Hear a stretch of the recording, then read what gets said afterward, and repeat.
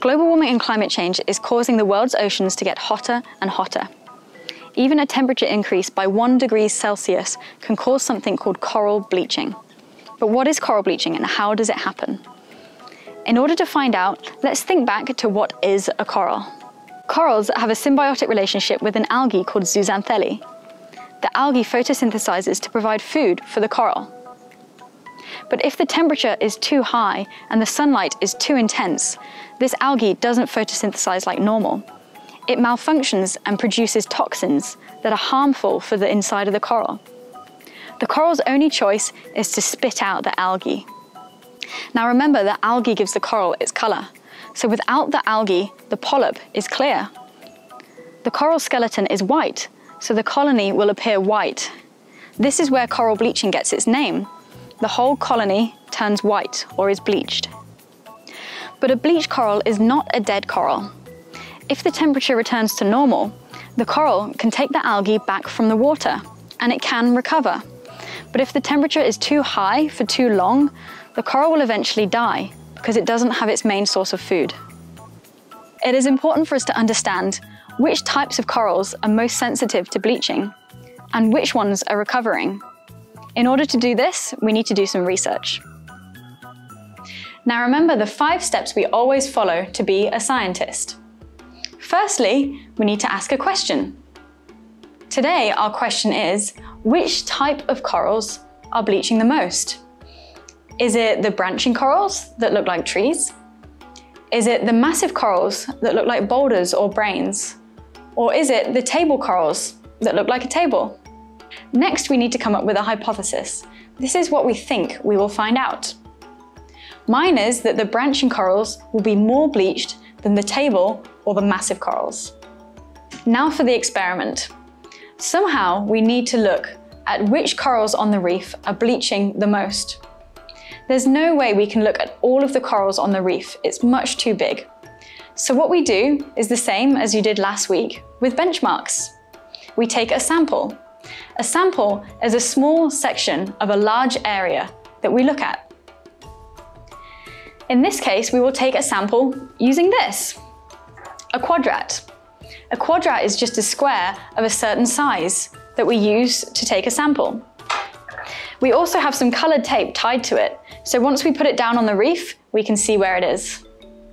Now we have our sample area, we need to look inside it.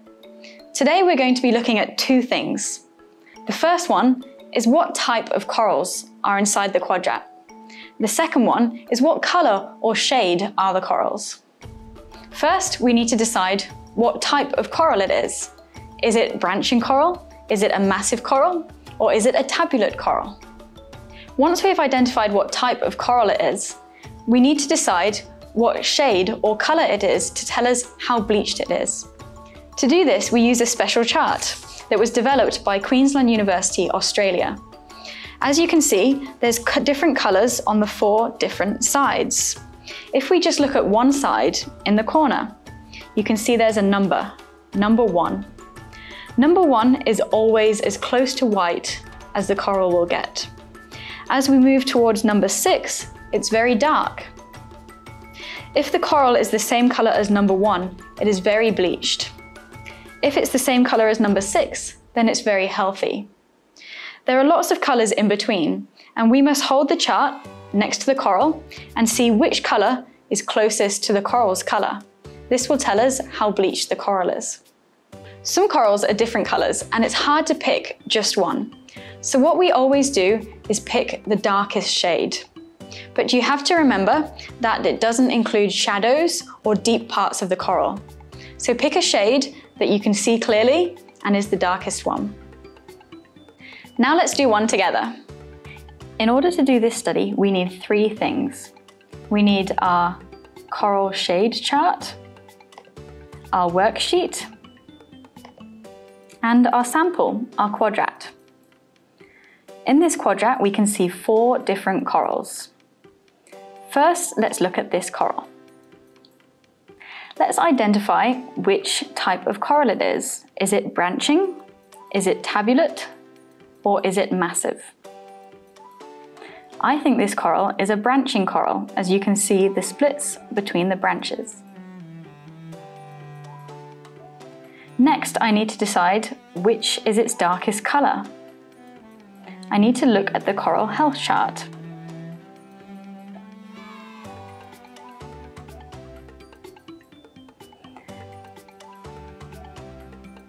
I think that this colour is more on the brown side, and the shade looks most like a 4 or a 5. For this one, I'm going to put that it's a 4. Now let's go to our worksheet. Here is a column for branching corals, and I think it is shade 4 in this row here. So I just put a number 1. Now let's look at the second coral. This one looks again like a branching coral. You can see how it looks bushy, like a tree.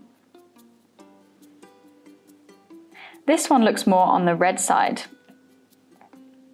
It's a lot darker than the other coral, so I'm going to put it as a number 5. Let's go back to the worksheet. This is the branching coral column, and I'm going to put a number 1 in the shade 5. Time for the next coral. Now let's take this coral here. It also looks like a branching coral, as all the branches are coming out from the center. This one is very, very pale. I think this one is probably a shade 1 or 2. As we select the lightest, I'm going to put shade 1. Back on the worksheet, let's take the branching corals column and put a 1 next to shade 1. Back in our quadrat, let's look at the final coral. This one looks very flat, but it does have little branches. This one, I believe, is a table coral.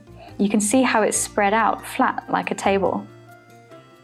This one looks more yellow. Let's spin this around.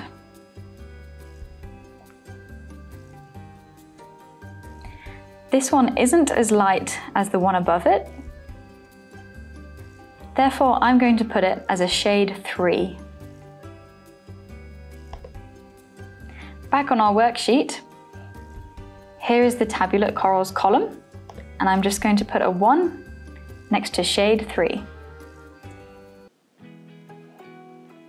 You can now see the graph on the right-hand side. The graph is automatically showing you the average shade of each of the types of coral. Here on our graph, you can see that branching corals are a little bit darker, just above the 3, than the tabular corals. Try the rest for yourself.